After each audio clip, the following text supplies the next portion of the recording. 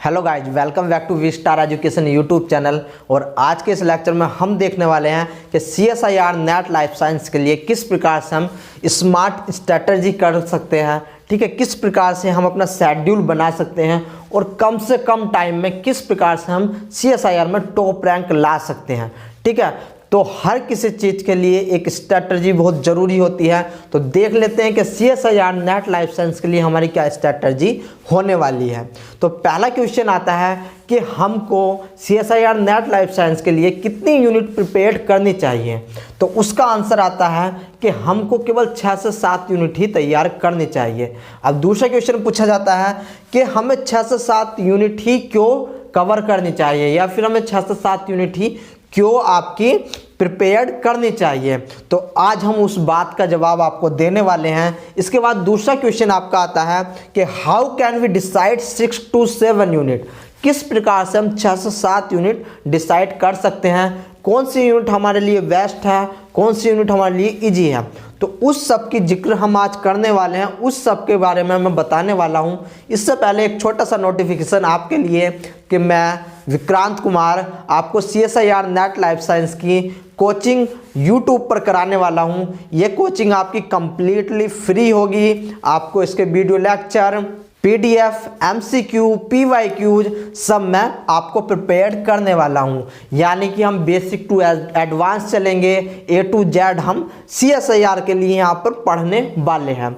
यहीं पर मैं इसी चैनल पर आपको जनरल एप्टीट्यूड पढ़ाऊंगा, चाहे वो आपका गेट से रिलेटेड हो, चाहे वो आपका CSIR से रिलेटेड हो। अगर जनरल एप्टीट्यूड में नहीं पढ़ा सका तो जनरल एप्टीट्यूड के लिए फिर आपके दूसरे सर आपको पढ़ाने वाले हैं। ठीक है, तो आइए स्टार्ट करते हैं। तो अब देख लेते हैं अपना पहला क्वेश्चन कि हमें 6 से 7 यूनिट ही सेलेक्ट क्यों करनी चाहिए। क्या 6 से 7 यूनिट हमारे लिए इनफ होगी? तो गाइज, आपको अगर पता हो तो बहुत अच्छी बात है, अगर आपको नहीं पता तो कोई नहीं, क्योंकि मैं आपको बताने वाला हूं कि आपको 6 से 7 यूनिट ही क्यों कवर करनी चाहिए। आपको पता होगा आपके CSIR नेट लाइफ साइंस का जो सिलेबस है उसमें आपकी 13 यूनिट है। ठीक है, आपकी कितनी यूनिट है? 13 यूनिट। अगर आपके पास सिलेबस नहीं है तो अभी हमारे टेलीग्राम चैनल पर जाए, लिंक डिस्क्रिप्शन में मैंने दे दिया है, और आप हमारा व्हाट्सअप ग्रुप भी ज्वाइन कर सकते हो। ठीक है, अपनी कोई भी क्वेरी या फिर डाउट पूछने के लिए। तो हमारे पास 13 यूनिट आ जाती है CSIR में, और इन 30 यूनिट में से मैं कह रहा हूं कि हमें 6 से 7 यूनिट भी तैयार करेंगे तो हम फर्स्ट रैंक पे पहुंच सकते हैं।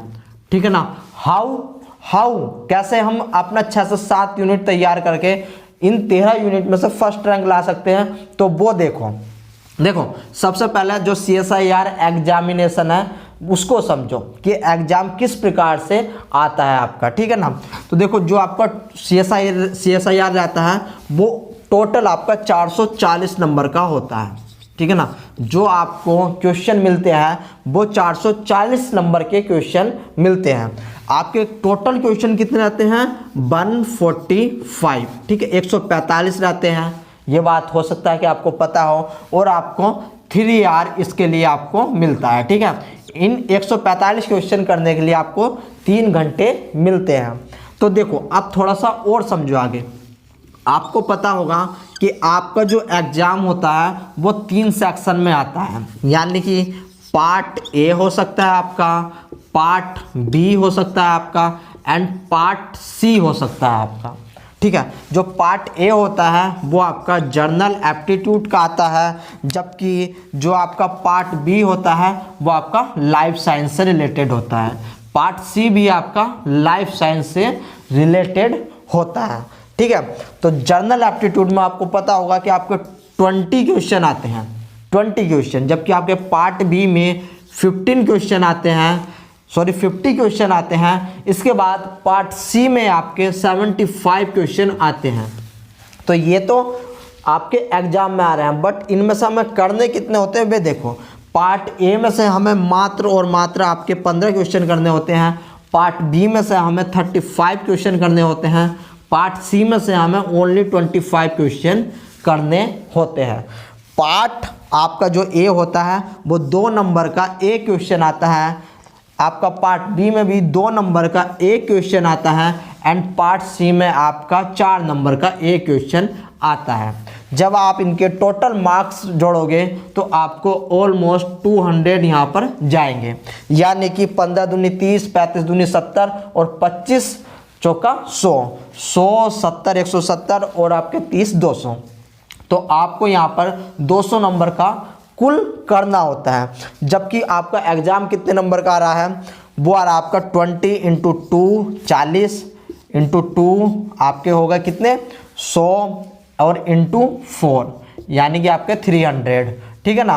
तो 300 100 और 40 टोटल मिला करके ये आपके बैठ जाते हैं 440 नंबर का आपका टोटल क्वेश्चन आ रहे हैं, ठीक है ना।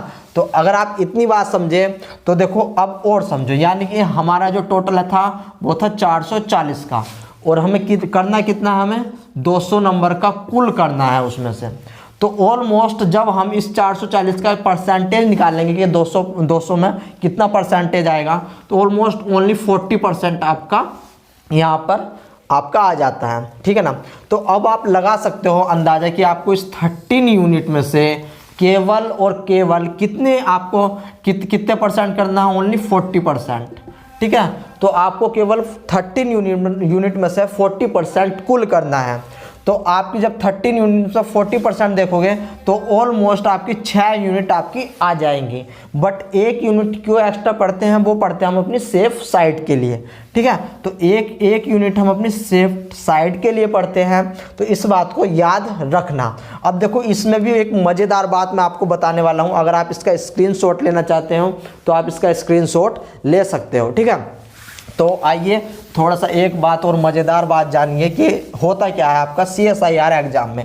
जो आपका फर्स्ट रैंकर या फिर सेकंड रैंकर होता है वो लाई करता है आपका 160 to 170 नंबर पर, ठीक है ना, जो आपका फर्स्ट रैंकर होता है। इसके बाद जितने भी आपके 10th रैंक से ऊपर के जितने भी आपके होते हैं, जितने भी रैंकर होते हैं, वे सब लाई करते हैं 120 to 140 नंबर तक, ठीक है। तो यहाँ पर आपके मैक्सिमम स्टूडेंट आते हैं और 160 to 170 नंबर पर आपके first ranker, second ranker and third ranker तक आते हैं, ठीक है। तो आप खुद अंदाज़ा लगा सकते हो कि अगर आपके 440 में से 160 नंबर आ रहे हैं तो आपका जो है वो फर्स्ट रैंकर ला रहा है। कितनी मज़ेदार बात है कि मात्र 440, जो आपका 440 नंबर का अगर एग्ज़ाम है उसमें से मात्र आपके 160 नंबर आ रहे हैं तो आपकी फर्स्ट रैंक आ रही है।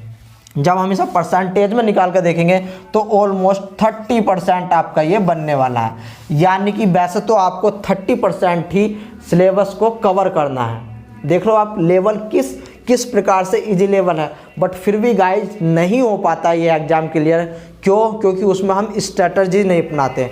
हम 30 की 30 यूनिट सेलेक्ट करते हैं और सारे सब कुछ कवर करना चाहते हैं। तो इस वजह से कहीं ना कहीं हम जब एग्ज़ाम में बैठते हैं तो अपना जो हमने पढ़ के आए हैं उसको भी भूल जाते हैं और हम मार खा जाते हैं, या फिर हमें कॉन्सेप्ट को कितनी डिटेल में पढ़ना है, कितने डेप्थ में जाकर के पढ़ना है, हम वो नहीं कर पाते और हम फिर मार खा जाते हैं, हमसे क्वेश्चन सोल्व नहीं होते, ठीक है। तो अब आप लगा सकते हो अंदाज़ा कि हमें 6 से 7 यूनिट ही क्यों कवर करनी है, यानी कि 6 से 7 यूनिट आपके लिए मैक्सिमम हो जाती है अगर आपको फर्स्ट रैंक भी चाहिए तो। अब क्वेश्चन आता है कि 6 से 7 यूनिट ये आपकी कौन सी होने वाली है। बट उससे पहले एक और कमेंट कर रखा था किसी ने कि सर हमारा जो LS है या फिर हमारा जो GRF है वो कितने नंबर पे क्वालिफाई होता है। तो उसके लिए समझो, देखो अगर आपकी कैटेगरी SC और ST है तो आपको GRF क्वालिफाई करने के लिए 85 to 95 नंबर इसके बीच में आपको लाने पड़ेंगे, ठीक है। यानी कि 85 to 95 अगर नंबर आपके आ जाते हैं, मिनिमम नंबर बता रहा हूँ ये मैं आपको, अगर आपके 85 to 95 नंबर आ जाते हैं तो आपका GRF क्वालिफाई हो जाता है।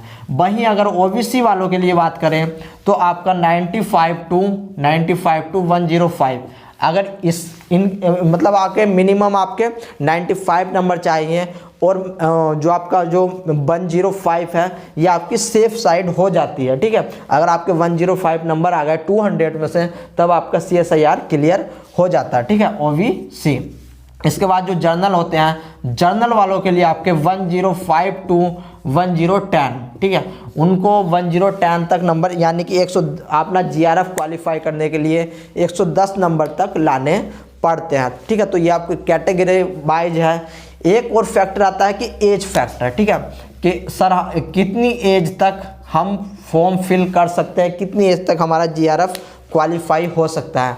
तो इस एज को मैं किसी दूसरे अपने लेक्चर में बताने की कोशिश करूंगा, नहीं तो ये लेक्चर कुछ ज़्यादा ही लंबा हो जाएगा। अब देख लेते हैं कि हमें किस प्रकार से अपनी 7 यूनिट सेलेक्ट करनी चाहिए और कौन कौन सी यूनिट हमें सेलेक्ट करनी चाहिए। ठीक है, तो उसके लिए सबसे पहले आपको पता होना चाहिए कि आपका सिलेबस क्या है।